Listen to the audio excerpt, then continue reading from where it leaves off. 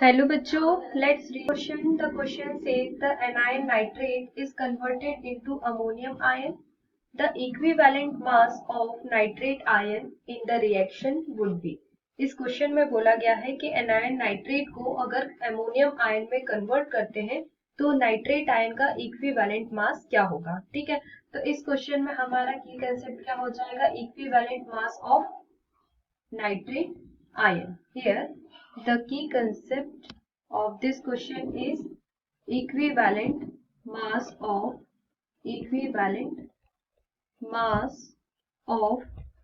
nitrate ion.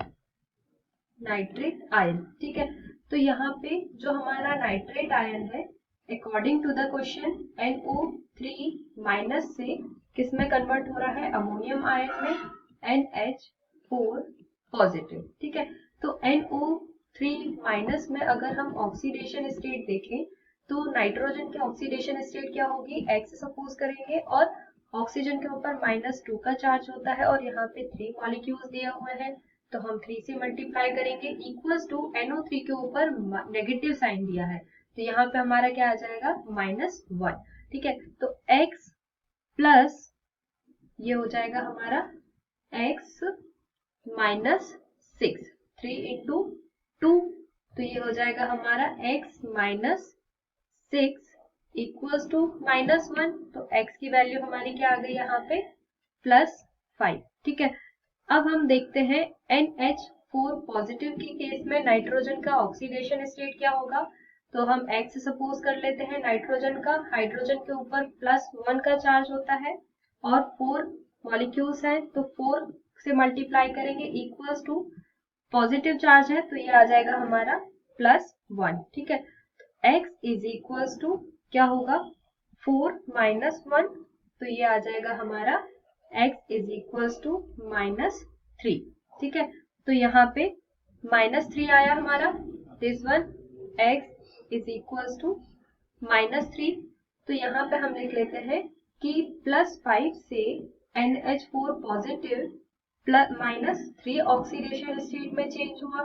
ठीक है, तो अब जो हमारा फॉर्मूला होता है वो क्या होता है, for calculating the equivalent mass तो यहाँ पे हम लिखेंगे equivalent mass is equals to molar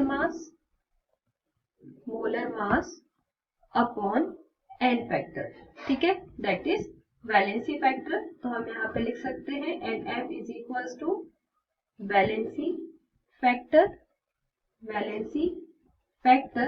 और नंबर ऑफ इलेक्ट्रॉन गेन और लॉस पर मोल ऑफ एन एलिमेंट। ठीक है, तो यहाँ पे अगर हम इस फॉर्मूले में वैल्यू रखेंगे तो यहाँ पे क्या आ जाएगा, इक्विवेलेंट मास